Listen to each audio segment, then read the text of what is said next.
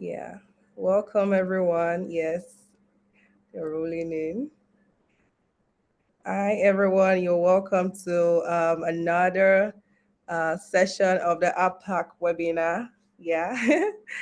You're welcome. You're welcome. My name is Rachel from Financial Sense, and we've got so much to unpack this afternoon. We've got our experts here to share on the topic of capacity management. I have Bianca with me as well from WagePoint, and it's just so lovely to see everyone here. You're welcome. You're welcome. So, just a quick icebreaker sort of thing before we get into the nitty gritty of today's session. Please drop in the comments or in the chat where you're joining us from. Well, I'm joining from Nigeria. Yeah, Lagos, Nigeria. So you can drop in the chat where you're connecting from, and I would really, really want to know. I really want to know. Interesting, Texas. Oh, the chat is not working. Vancouver. Oh, okay. Let me see. I've noticed that Zoom has had this happen a lot of times in a lot of webinars lately. Right. Yeah. That's okay. Use the Q&A for We can now. use the Q&A for now. I would try and sort it in the back end. But it's so nice to have everyone here. Thanks for joining in Calgary. Benny Silva from Ben. Melissa from Texas. Carlin from North Carolina. Jennifer from Lethbridge. Kerry from Sudbury, Ontario. You're welcome. It's so nice to see everyone here. Robert from Australia. Sarah from Whitler, BC. You're welcome. You're welcome. You're welcome. It's so nice to see everyone here. And yeah, so today we'll be talking about the art of capacity management, and we've got the incredible experts here. We've got Jackie Mayer and Tanya Hilts, and I'll just run you briefly through their profile in a bit. Mhm. It's amazing to see how people are here from across the globe. This is amazing. Yes. Very interesting. So yeah, like I mentioned earlier, today we'll be talking about the art of capacity management for your accounting or bookkeeping firm. And we've got our expert here, Jackie Mayer, CPA, CCA. Jackie is a doctoral candidate and founder of TaxPlan IQ. And I'll just read through our profile. And having founded an award-winning CPA firm, Mayer Tax Consulting from 2010 to 2022. Jackie is now the founder of TaxPlan IQ, a service a SaaS tax advisory platform selected for the AICPA 2023 Accelerator cohorts. She's also a coach of the Certified Concierge Accountant Mastermind and Certified Concierge Tax Accountant. She currently leads a vibrant Facebook community, which I'm a part of, of accounting from influencers who continue these discussions daily, sharing ideas and driving change in the profession. Jackie aims to promote better health, wealth, and relationships for accountants. And with her leadership and expertise, the future of the accounting profession is bound to be bright and full of opportunities. Jackie, it's so nice to have you here. Thank you for Welcome. having me. Appreciate it. You're welcome. And Rachel, Tanya is. Rachel, before you move on, can you just throw your slides into presentation mode? We can see your whole. Oh, okay. Can you see it now? Yeah, perfect. Oh, perfect. Yeah, so rolling into Tanya. Tanya is a cloud accounting technology specialist. She's also the CEO and founder of Cloud Business Services and Tanya's Bookkeepers Bootcamp. Tanya is renowned for advancing accounting practices across North America through our accredited Tanya's Bookkeepers Bootcamp that is focused on the practice management side of solo and small bookkeeping firms. She's a multi award winning accounting professional, recently honored as a top 50 accounting services practice and Women Entrepreneur Award winner in 2023. Tanya is also a respected mentor and contributor to the accounting community. It's such a great honor to have you here, Tanya. Thank you so much Thank for you. making time for us with your Oh, busy thank you. schedule. It's an honor to be here. Interesting, interesting. So now going into the details of capacity management in line with accounting and bookkeeping firms. That is what we'll be discussing today. So I'll be passing the mic to Bianca just to take over this next phase. Thank you, Rachel. I am so happy to have Jackie and Tanya here. They're subject matter expert, and their thought leadership and just reputation in North America in the accounting and bookkeeping space is just astronomical. So thank you both for all of your advancements and contributions to the community and bookkeeping profession and accounting profession as a whole. It's just so amazing. So thank you. So just housekeeping. So because the chat's not working for everybody, feel free to throw your questions in the Q&A. We're going to leave room at the end of the presentation for a fluid conversation. We're going to talk about all the things that maybe Jackie and Tanya did right and did wrong, and what they're going to do different for 2024. And it's going to be a really amazing fluid conversation. So I'm going to start with, what is capacity management and why is it important? And, I think we should probably just ask our speakers. So I'll start with Tanya. If you want to just give us just a quick, I know we're going to get into the really nitty gritty of what this means for you in a minute, but high level, what does this mean for your firm and why is it a priority for you? All right. So I was not expecting this. So let's, this answer is not rehearsed. So it's the truth. So capacity management is really important because this is where, and we'll talk about it later if we want, I messed up. I made mistakes. I took my eye off the KPIs and I had way more staff. So we had like an overflux of capacity management. And so it hit me the other way. I invested, we did all of that, build it and they will come. They did not come. So it's extremely important to be able to have the right amount of team members.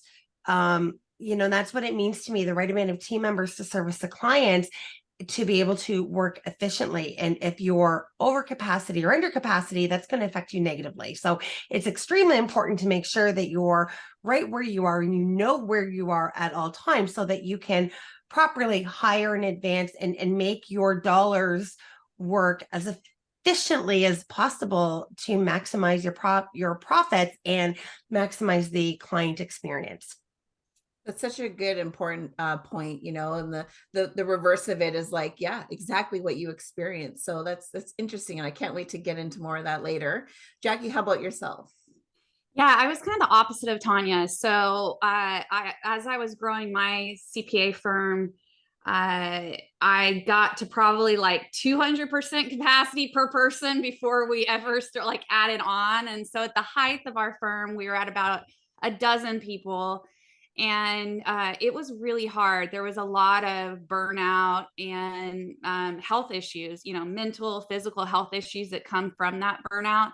And so I was able to kind of transform my practice around better capacity management, which is something that none of us are really taught in school or in the experience that we have day to day, but it is so vital to really, manage those resources, the time and the workload to maximize your efficiencies and client satisfaction, because we'll talk a little bit more about this in a few minutes, but clients expect more and more out of us, and they expect us to have our ducks in a row when it comes to capacity too. Yes, absolutely. Well, why don't we use that as this perfect segue into Jackie? Why don't you start us off with your tips and tricks? Sounds good. Yeah. So hi, everyone. I'm Jackie Mayer. I'm in Dallas, Texas. So we're about to kick off Thanksgiving as soon as I finish this session, but it is a pleasure to be with you today. Like I mentioned, in my own firm, I was really kind of on the brink of burnout. Started having significant mental, physical health issues around workaholism and overworking. And it's just so easy to fall into that as an entrepreneur and especially as an accountant in our profession. And so, I had to change something. Back in 2016, I was about to have my second child and I felt like I was going to lose it all if I didn't make significant changes. And so I hired a business coach, which I highly recommend to everyone here. And they helped me reevaluate my entire practice and figure out what's working, what's not, and how can I change things around to delegate and elevate others, but also, just have more peaceful balance in my own life. And so if you've ever felt that overwhelm of the profession, longing for kind of more freedom and impact, then you're definitely in the right place with us here today. So I'm excited to introduce this acronym called BRIGHT to you, which is how I like to think of capacity management. Now, in this rapidly changing world that we're in today, the accounting profession is evolving so quickly, especially this year with the advances in AI technology, natural language processing, chat GPT stuff, all that stuff. And a recent AI CPA survey, which is our, org that manages all the US CPAs, it revealed that 75% of business decision makers need different services from their accountants than they did just 5 years ago. And so that's really calling us for a shift from traditional reactive bookkeeping and accounting work and tax work, which was my jam, and tax advisory, to more proactive, value-driven advisory services. And so it really becomes more than the numbers itself. And so I have to say, on top of anything we talk about today in capacity management, I would encourage and hopefully inspire you to continue to look into where you can bring the biggest ROI to the table for each and every one of your clients through added advisory services to all of them in what you do, because the clients are really wanting that. And as AI kind of takes over as the baseline for us, as compliance work evolves, they're going to want more of what you have to say and think about what you're doing on a day-to-day basis. So I have to throw that in there. Okay, so let's dive into our BRIGHT acronym. The very first thing is B for balancing your client workload, which seems very obvious, but I want to talk about some specific kind of tips and tricks around that. So let me get to that part of my slide. Here we go. Okay. So first, I recommend that you assess and categorize your clientele. And so you can do this based on their value, the complexity of their services, or the nature of the services that they require. You could implement kind of tiers, like this is an A client, B client, C client, D client ranking system, and then actually figure out your workflow around that. And so for instance, A clients might be ones that you prioritize. Your monthly bookkeeping is always done by the 10th of the month. And then B clients is by the 15th of the month. And then C clients is by the 20th of the month. And so it's just prioritizing what they can expect from you and when. Now, I also really highly recommend offering packaged services to your clients. And so if you want an example of how I've done that in my firm, you can go to jackie.cpa/packages, and you'll see exactly the 3 different tiered packages from basic, pro, and elite that we offered at our firm. And it really was just very specifically designing the scope of what was included or not included for every client. One of those offerings, let's say as an example, was reviewing IRS notices for the client. And you can further set boundaries and define what that looks like. And by saying, okay, well, that's up to 10 hours of me reviewing IRS notices for you per year. And anything above and beyond that is out of scope, and we'd have to reassess that service. But by figuring out what those hour parameters are on the back end, you can pre-plan and pre-budget for that activity throughout the year, and then not get yourself into a crazy jam like, all the bad things that I did. So definitely recommend the packaging in regards to boundaries, and then tiering out your clients to figure out exactly how that fits into your calendar for priorities. So that's our B with the balance. And then the next thing up in our BRIGHT acronym is R for revolutionizing your tech. So definitely embracing latest technologies. By being here today, I know a lot of you probably are. Particularly though with AI and automation, it's no longer a luxury, but a necessity. And the AI CPA president said something interesting about how the firm that will be left behind by AI is the one that doesn't use it. And we may not even notice it in our products and softwares, which is okay, but we should start seeing like 70, 80% tremendous efficiencies with products that are utilizing this. And I know like Financial Sense has a really cool resource management and capacity management component that I'm excited to look at today, because those are the kind of tools that we need to make sure that we're automating things and simplifying things. Now, in my own TaxPlan IQ software, that's a tax advisory platform for accountants, I have a chatbot named Jane, Jaine, and she's actually helping you research and suggest tax strategies. Sorry, it's only US based for Canadians and internationals. Canada, we're going to go for you next, but probably 2025 in that one. But yeah, I mean, we're seeing 70, 80% increased efficiencies by utilizing those AI tools. So ask your software vendors, what are you doing on the back end here? How are you staying ahead of the game? And by incorporating those latest technologies, you will really, really be on it, all over it, and on a good path. So our next letter in Bright is in-state, which isn't the clearest letter in the world, but I tried. So in-state clear deadlines and guidelines. So clear and consistent communication with your client is essential. It's about setting expectations from the outset and maintaining those throughout your engagement. So something that I see so few accountants and bookkeepers and tax people out there doing is just writing out what your guidelines are. What are your boundaries for clients? When do they need to get work to you so that you can turn it around in appropriate amounts of time? So consider launching an email or video series campaign to all of your clients in December, right? And saying, look, if you don't have your stuff in by March 1st next year, we're not going to have it done by the deadline. And then it becomes so much easier to enforce those boundaries as the year progresses, because you know that you communicated that information very early and timely. So a very simple tip that is so, so effective for your stress levels and the clients to know what to expect. So yeah, I would definitely do the client guidelines, and then maybe even put it all together in a beautiful ebook package or something like that, and share it with your clients. And you could even have an onboarding meeting with clients if they're new, to go through those guidelines so that they understand how important they are to you. The next letter in our acronym is G, for guarantee a backup plan.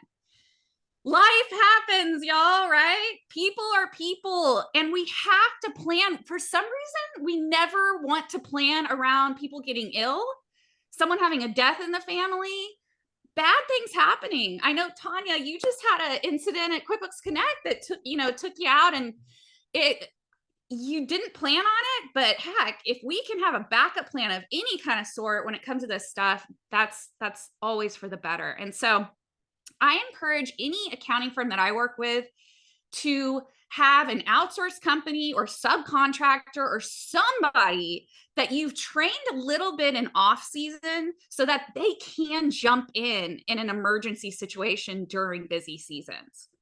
Sorry, Yeah. do you mind me jumping in and just saying here's something that I don't have set up? I'd love to hear your opinion on it for everybody else. Sure. And it's something I've talked about with some of the we've got Sherry Lee Mathers, who a lot of people know. She's like my bestie up here, and we do a lot of business together, but our firms are separate.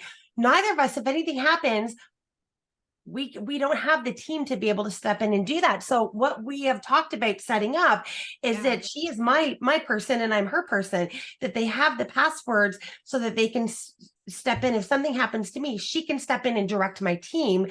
I can step in and direct her team, something like that. I love that. Your thought on that? Yeah. So actually in my trust, I have my best friend who happens to be a CPA that left, public accounting to take care of her family. She's like my go-to person when it comes to, if something happened to me, I know she can step in and help because she's helped me part-time in the past at the firm. So yeah, Tanya, that's a wonderful idea. And I appreciate you bringing that up. Always have that person you can go to. And if you don't, figure out who that can be. It doesn't have to be your best friend, right? It can be just another business that you agree, look, we both need backups here. We're solopreneurs, or we're in a small firm position, and maybe this is a good fit. So yeah, I think that's really great. All right, the next letter in our acronym is harness. Harness your e-calendars. So effective time management is the cornerstone of all capacity management, right? So I like to do time blocking in my e-calendar. So I start with, okay, how many hours total do I have in my week? Let's say it's 40. Okay. And let's say I know that I have 100 returns. I'm a reviewer for taxes. I have 100 returns I need to review in 100 days of busy season. That's 1 hour per day or per working day that I need to dedicate towards reviewing work, or maybe even more up front and a little bit less at the back end so that I streamline the workflow and push it up. And so you can actually back into all of your tasks and daily activities this way. I dedicate, an hour a week towards CPE, or hopefully you have certain hours you block towards working on the business instead of in the business and things like that. And so I like using ChatGPT. It'll actually help you figure out a time block schedule for you, and then you can get it plugged in and then have these like free blocks on your calendar for the 2 hours a day that you are open to sales meetings, or the 3 hours a day that you're available for client meetings, right? And then the clients will have just those particular times they can pick from on your e-calendar and go from there. Another cool tip is if you're a tax person, you could literally have your e-cal to where people can submit like one tax return per day. And that's the day that they're promising you to have their information in. And if they pick a date after a deadline, then it's pretty obvious they're not going to get in before the deadline and they're going to have an automatic extension. And so you really can micromanage that stuff to the T and do some pretty neat things. So last on our list, and then I want to hand off to Tanya because I know she has some really cool stuff to talk about. The T in Bright is tally. So just tallying and reflecting on issues, continuous improvement. It is so essential to track and document any challenges or issues as they arise during your busier times. And then have a debrief after a big project or after a busy season with your team, whether that's just you or maybe that, your best friend that you like to help hold accountable to things, or other members on your actual team. But you need to spend some strategic time thinking through what went well, what didn't go well, how to improve. And then you will be able to continuously get better and better in the future. So those are my tips for capacity management. I definitely encourage you to pick at least one of those strategies that you can maybe implement before year end, and then continue to think about others that you can do as well. And that should prepare you for a really, really nice 2024.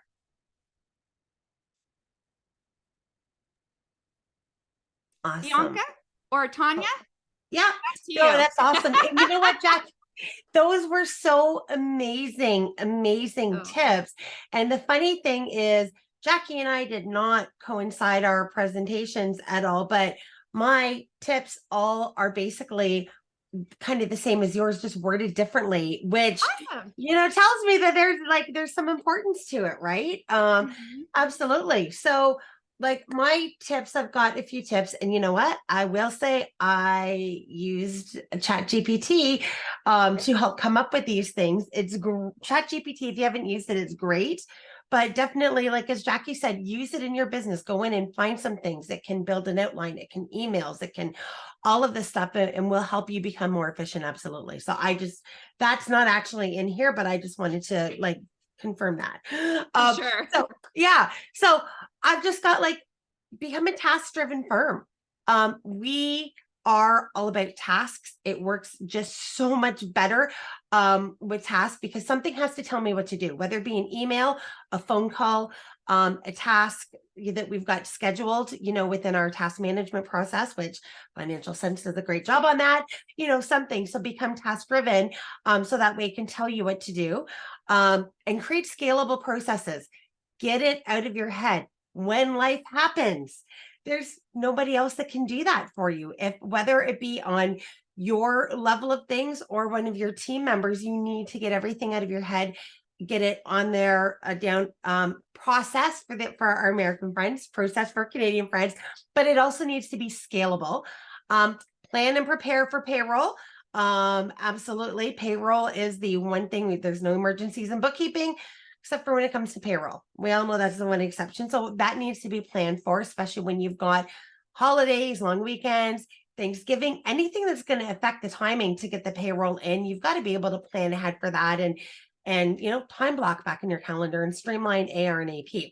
So those are my 4 main tips, and we're going to get into a little bit about how I do those. And what we've got. And so this way you guys don't also have to worry about taking notes. It's all going to be here on the slides. And I do believe you guys get the slides as well afterwards. So concentrating on specific tasks allow for better execution. So, think about it. If you're in one file and you're working on their file and you're going through, how often does it happen where, the phone will ring or an email will come in or somebody will come up behind you and ask you a question to get back into it. So again, using a strategy like time blocking, specific tasks, in that row to help keep things for better efficiency and effectiveness. So our next slide. Yeah, there we go. So thank you, Rachel. So a task-driven approach helps prioritize the crucial tasks and allocate resources effectively. So when we do that, we actually do have them highlighted because some things, and we actually work with inbox zero. Inbox zero doesn't necessarily mean all our work is being done. It means it's being reviewed. So that means when an email comes in, and I know Justin had done the same, had mentioned he does the same thing that we do. He sets certain times a day to review the emails. Again, otherwise you get pulled out and it takes so long to get back into what you were doing. So block that out. When you look at it, can you respond to it immediately? Does it need to be responded to, or is it just simply a task that's due next week or tomorrow that you can then get out of your email, get on your task? So our inbox zero is basically, we want all of our emails taken care of or prioritized. And then when anything that's moved into a task, again, inbox zero does not mean that we have to have all of the work done. It just means we're reprioritizing. So there might be some things that are not as important that I had scheduled today, that if something takes me over, I can just take it and move it to the next day. So if you're working like that and prioritizing, makes things a lot easier. So scalability. As your client base grows, a task-driven model actually allows for easier onboarding and your service expansions. And it keeps things nice and easy for the team because you can just sit there, create the new client in your practice management system, duplicate your tasks, make a couple of changes that are unique, maybe unique to that client, and then you can move on. You're not creating whole new flows all over again. And then it also makes it easier for the team to be able to work with that. Accountability. Using task-driven models makes it easier to assign the responsibility to your team, making them more accountable for their own work. So again, we have it in there. We do the hit by the bus routine that basically, if, knock on wood, nobody gets injured, but if somebody did tomorrow, anybody who does not know our practices could step in and do this. So yes, some of our tasks some people might look at it and say, well, that's a little micromanaged. I already know this, but I can't assume that they know this. So again, having that set up makes things a lot easier for that. And the individual team member now knows exactly what they're accountable for because it's actually in there. So when they tick it off, you expect that to be done. Client satisfaction, task-driven. When the clients are involved in it, maybe not involved in the individual task, but maybe we let them know, we will have your reports out to you. We'll close your books on this day of the month. Your reports will be to you on this day of the month. As Jackie had said, this is when we need your tax information to be in to be able to meet the deadline. If you have that task-driven model with the clients on what they need to know, it offers a transparency and predictability. And again, they know exactly what to expect and when to expect it. Makes life a lot easier. Good fences make good neighbors. Okay, and cost effectiveness. Streamlining tasks can reduce redundancies, saving both time and money. And that's huge. So you want definitely for that. Risk mitigation. A structured approach allows for tasks for better risk assessment, and quality control measures. Again, if everything is, being the same expectations, the same everything, you're duplicating, nothing is going to get missed, nothing is going to fall off the truck or fall off the wagon, whatever, because life does happen. So if you've got that, and again, something happens, somebody else can step in and just take over and know exactly where it is, which lowers your risk, the risk for the bad quality control, better assessment, better for the team, better for the client. Absolutely. Okay, and flexibility. So breaking work into tasks allow for easier adjustments if scopes change or if you need to adapt to a client's evolving needs. Maybe, scope has changed and you're like, okay, well, I can do that, but I can't fit this in until this time. Again, just like Jackie said, do the calendar blocking, the task blocking. That will make everything a lot easier. And again, if the client knows, hey, this out of scope task, we'll get to it, but I'm not going to schedule it until here, so give us until this. Again, you're now looking at transparency and the clients know what to expect. Okay. Now we're going to get into some details of the more important stuff. So it's all stuck in my head. I don't know how many of us will admit it, but I know I still have things stuck in my head that I need to get out. And I've been working on it for years. I've got most of it out, but every time I think it's all out, something comes up and it's like, oh yeah, only I do that. That's still stuck in my head. So we need to get it out of our head so that, again, should anything happen, somebody else can step in. So how we do that is on the next slide. So use software like Loom, Otter AI, Scribe. There are so many different screen recording and transcription softwares out there. So when I'm working with the accounting professionals that I coach, the biggest feedback that I get, or the biggest excuse, response, reason, whatever we want to call it, as to why they can't even delegate a task to something. They say, well, it's in my head and it's just going to take me too long to train somebody to do it right. I just can't take that time. It's quicker for me to do it.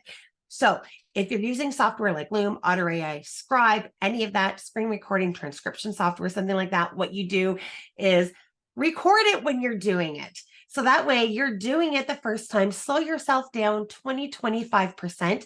So that way you're speaking clearly. So when it transcribes the right words and the right phrases, which means less time to edit that. And then because your team member can always speed you up, but you've got that. So now you have a recorded step-by-step process.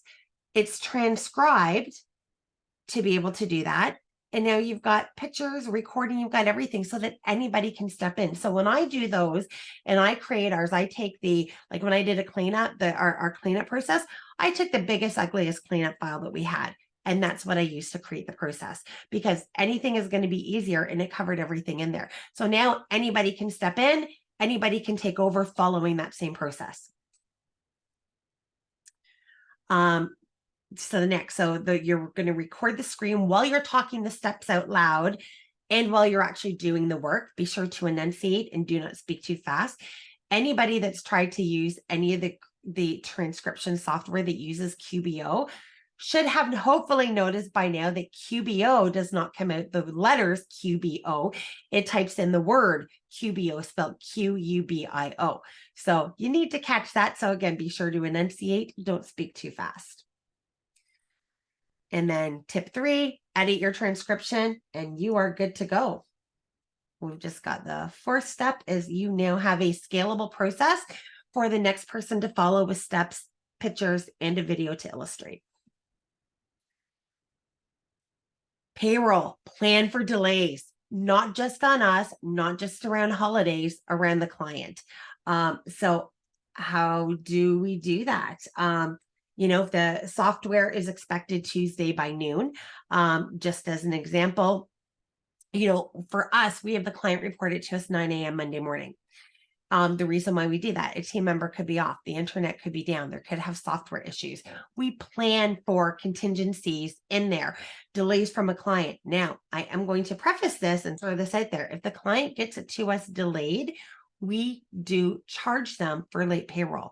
Now, if they get it to us at 9:05, they are charged I want to say $50. Sandra does that, but I want to say $50 for a late payroll. The reason being, even if it's 9:05 Monday morning, the reason being is it might be 9:05, then it's 9:10, then it's 9:20. It'll constantly change.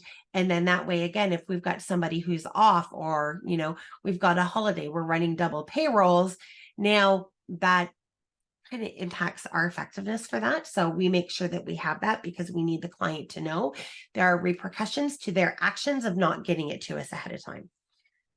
So make sure you plan properly for that. And here's your setting expectations. Implement a late payroll fee for those client delays. It throws your day off. And if you allow it, so the first time we actually do usually allow it, let them know there is a late payroll fee.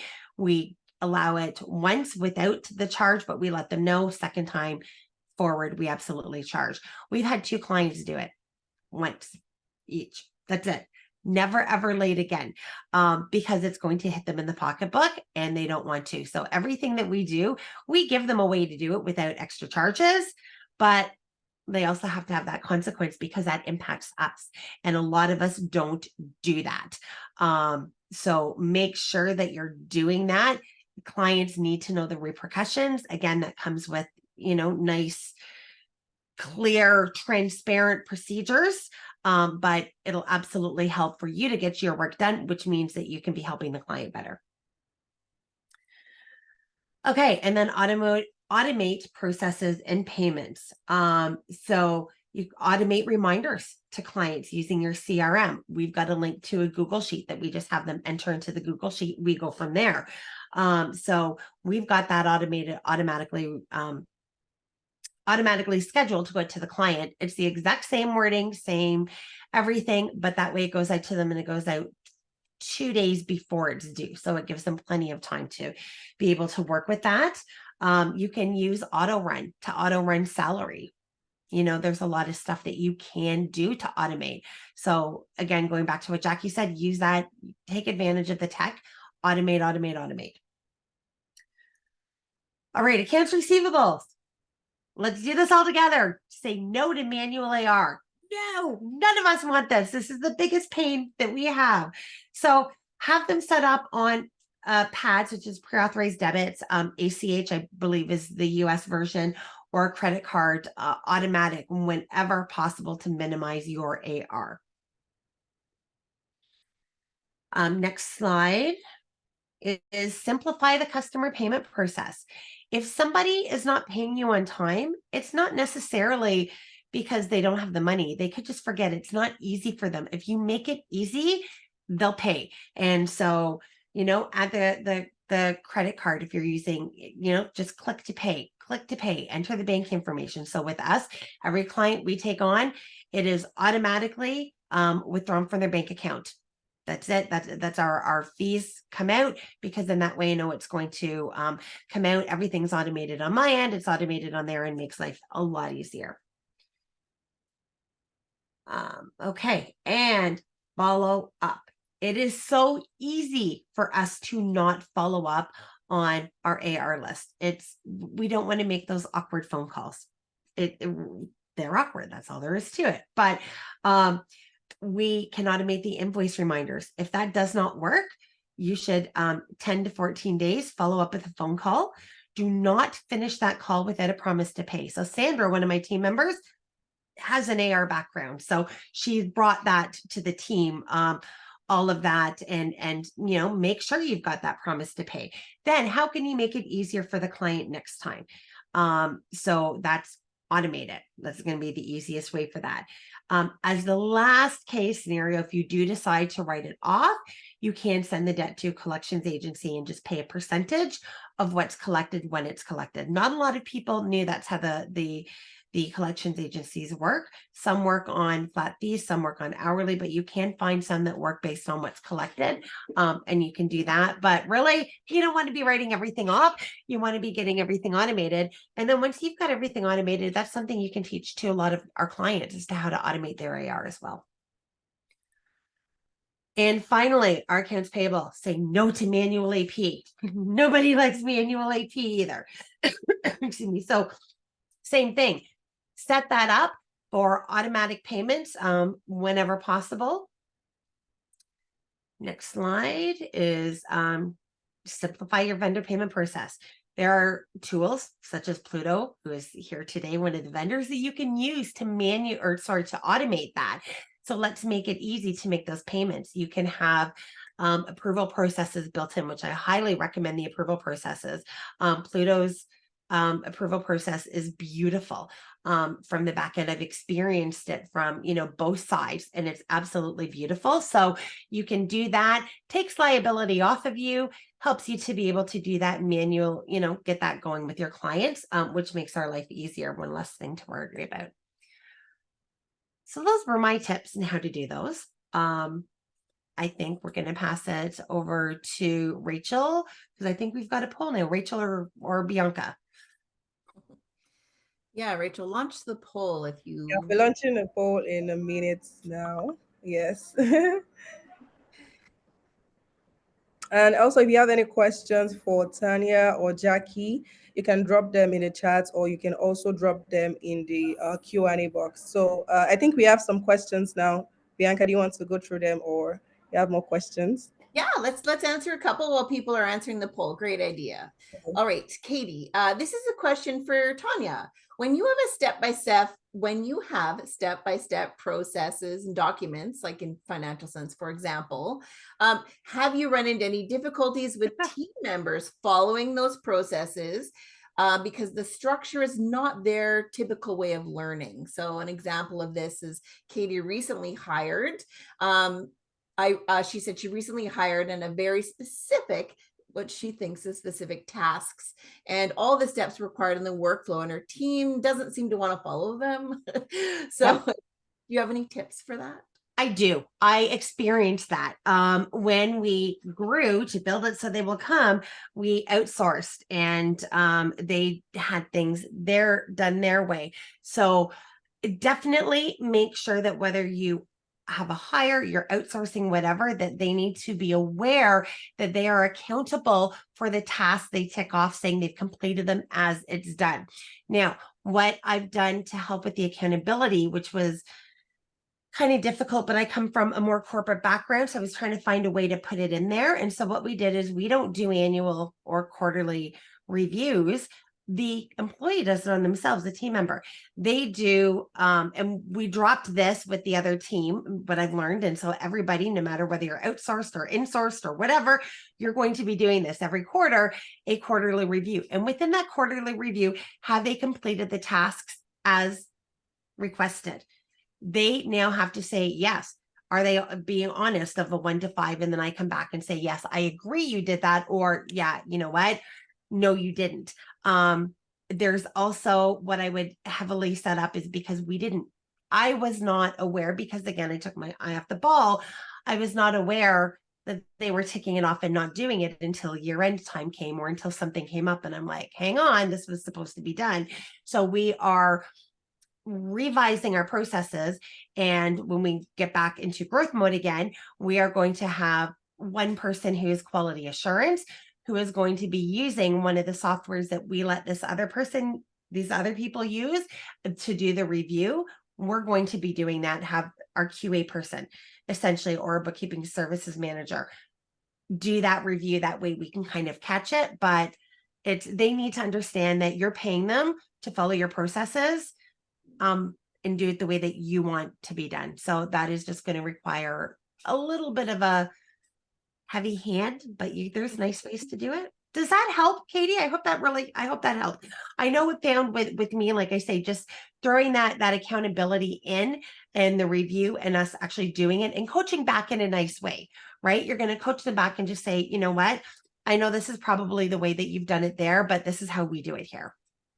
I have one little tip that I might add that could help mitigate any issues before they happen, Katie, and that is to almost incorporate an accommodation sort of questionnaire in your onboarding process when you're hiring staff.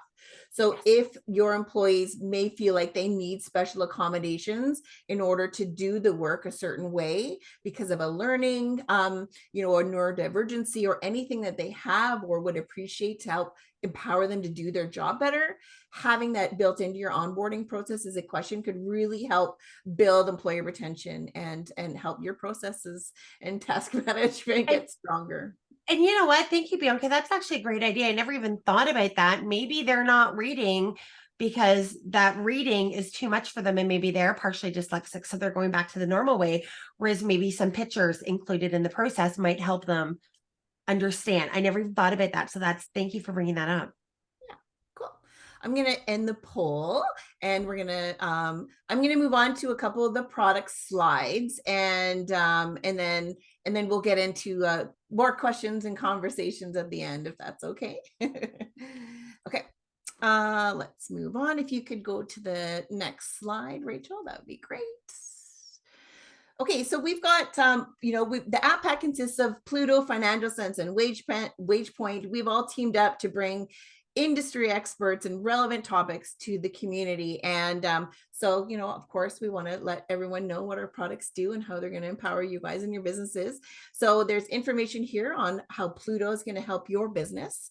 And as well, on the next slide, there'll be all the contact information if you wanted to reach out to Plooto and get any more information. Next slide, please, Rachel. There's Plooto's information. And next, okay, WagePoint payroll. This is my wheelhouse.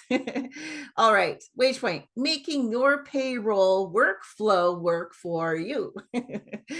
Well, WagePoint has many features that simplify payroll processing. Here are some that I thought I should highlight for this audience, as they are very relevant to the topic today.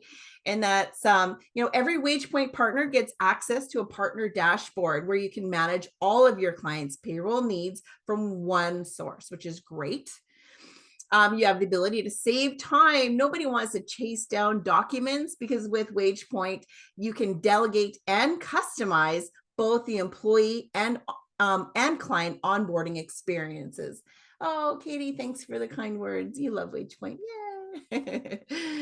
Okay, so we've got some brand new features with our enhanced new WagePoint 2.0, and this is one of them, effective dating. So make changes without impacting your current values and settings. Like, how important is it to like not have to wait till midnight? The clock strikes midnight on a certain day to, you know, make a setting for employee change and their pay rate is mid-cycle, and then having to retroactively, you know, change those values for them. So now you can actually set an effective date and have things happen automatically on a certain day. You can set it and forget it and do it while the task comes across your desk. So it's great.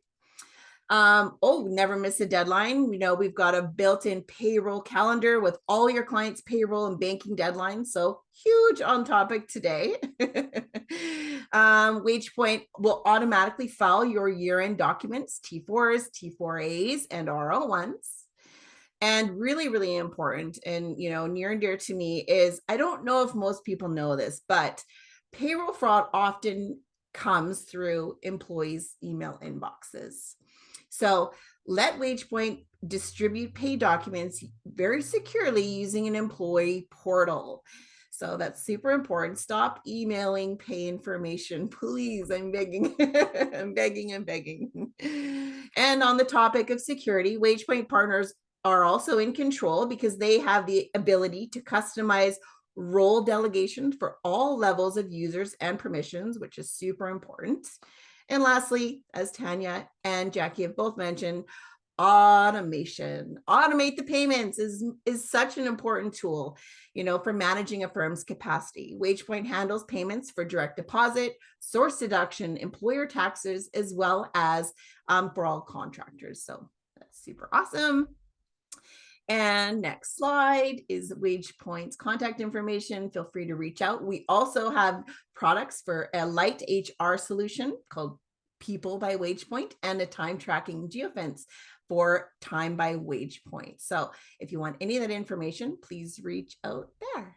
And then I'll hand off the next slide to Rachel to speak to. And I think actually Ryan is here. I'm sorry, he wasn't here earlier. So we can go back to the Plooto slides in a minute.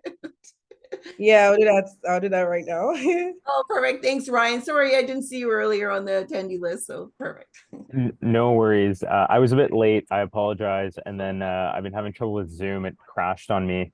So yeah, just not my day. But if anyone has questions about Plooto, I'm obviously here. You can reach out to me after on LinkedIn or just ryan@plooto.com. But thanks, Bianca.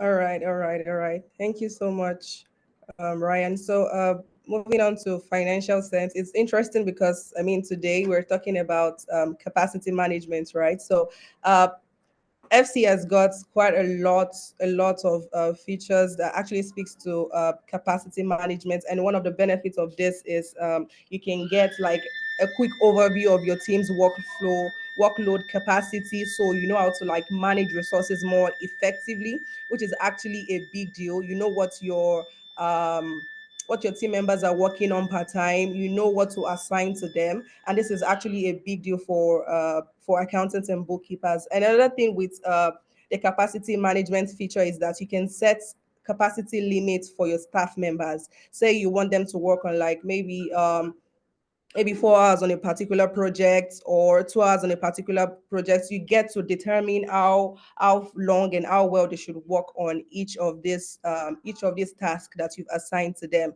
And another benefit is that you can see exactly how many hours over capacity your team is. I mean, burnout is a big deal.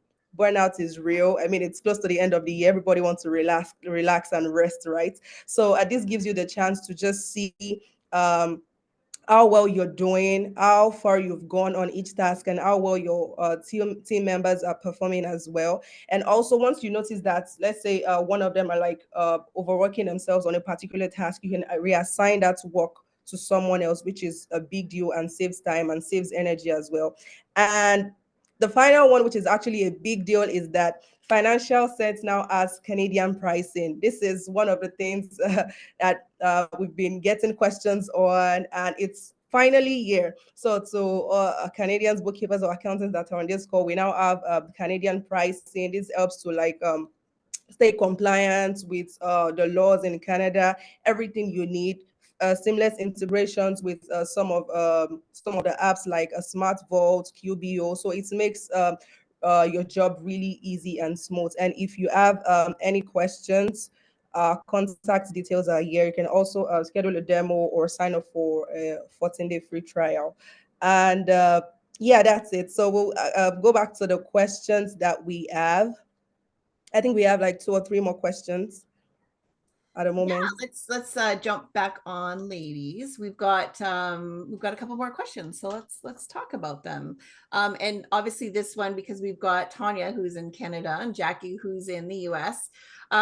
Katie would like to know, and I'm sure everybody here would like to know, what you use for auto AR. I mean, I know we have got Plooto on hand here, and they're an amazing AR tool for automatically collecting payments from clients. But I want to know, like, what other processes or tools do you have in place?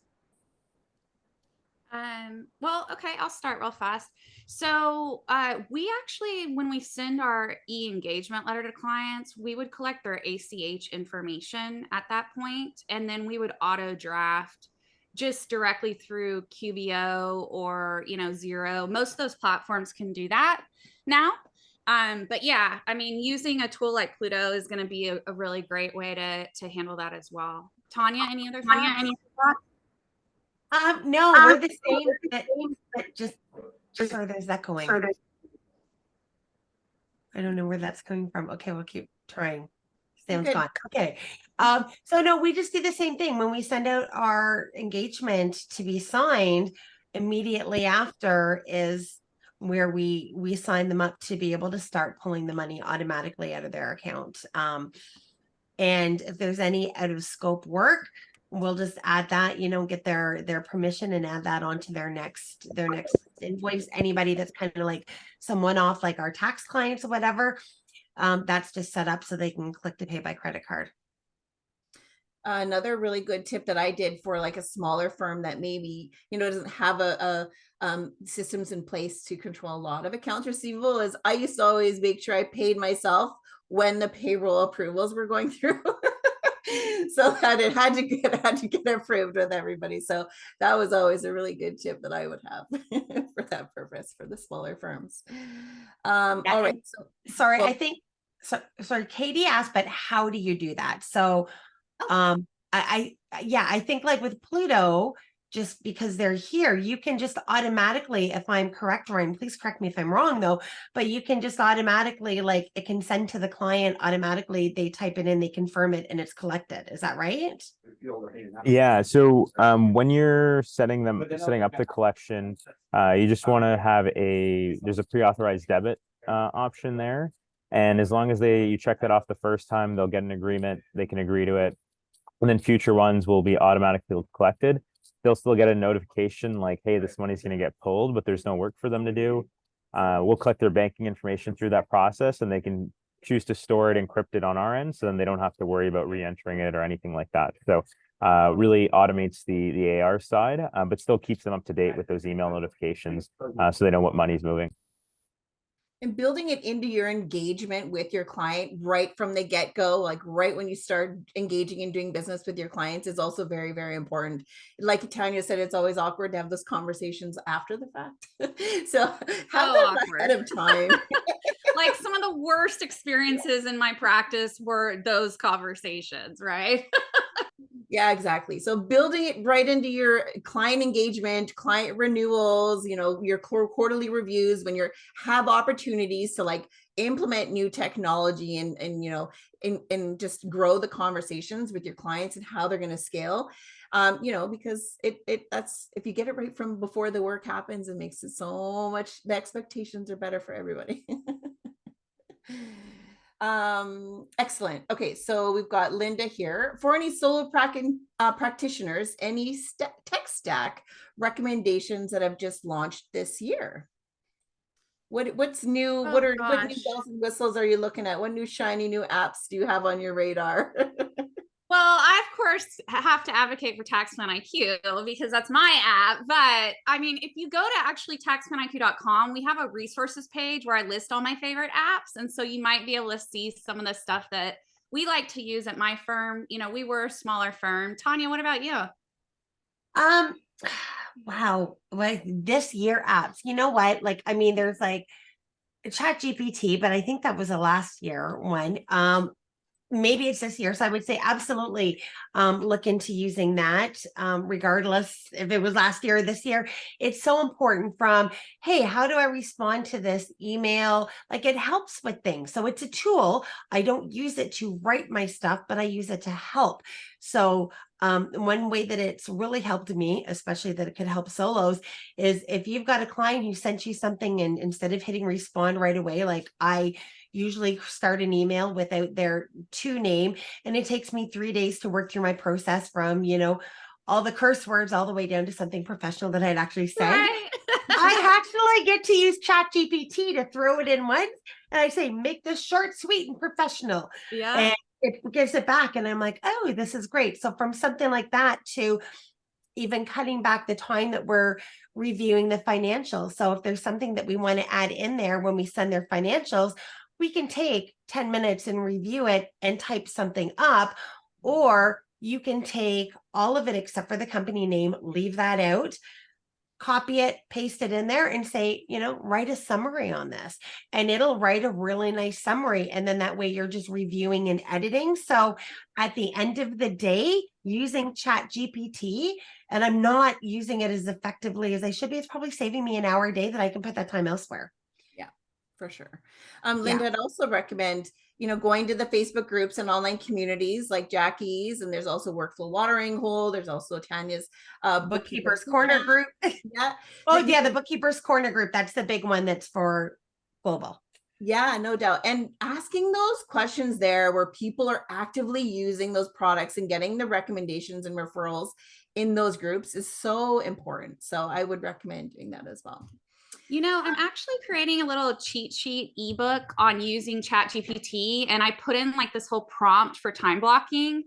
I will forgive the ugliness of it because it's only like 4 pages so far. But if anyone wants it, I'll pop it in the chat and y'all feel free to swipe and deploy whatever you'd like. Yes, you're getting yes, yes, yes. I would love Okay. that. All right. Heloise, I hope I'm saying that correctly. When will 2.0 roll out for existing clients? So Heloise, if you're an existing partner with WagePoint, you can actually open a new account in WagePoint and you'll have one in each, and you can onboard brand new clients to WagePoint using the new 2.0. Existing clients are going to be merged over in the new year. So more details about that are coming out. We're working on a big, awesome migration tool that's going to make it super seamless. So that's going to happen in Q1 or 2 in early next year. So hopefully that helps answer that for you. Katie, is there someone at Financial Sense that can assist with properly setting up and tracking a capacity management report? I don't feel like I'm using it effectively. So yes, Katie, definitely. We have our team. The customer success are available. The sales team are available to help you set it up, and we'll definitely reach out to you after this call to set up a meeting, and they will show you how you can use it more effectively. Yeah. Wonderful. And I think that's a wrap. We got through our questions and we're right on time. That's amazing. Yeah, I think we're good. Thank you so much, everyone, for tuning in. Thank you, Jackie. Thank you, Tanya, for sharing from your wealth of wisdom and experience. It's so great to have both of you here. Thank you so much. And to everyone, thank you so much for joining. Yeah, a recording will be shared after this call so you can catch up on anything you might have missed. Thank you so much. Thanks. Enjoy the rest of your day. Thanks, Jackie. Yeah, bye. And thank Yeah. you, everyone. Yeah. Bye. Bye.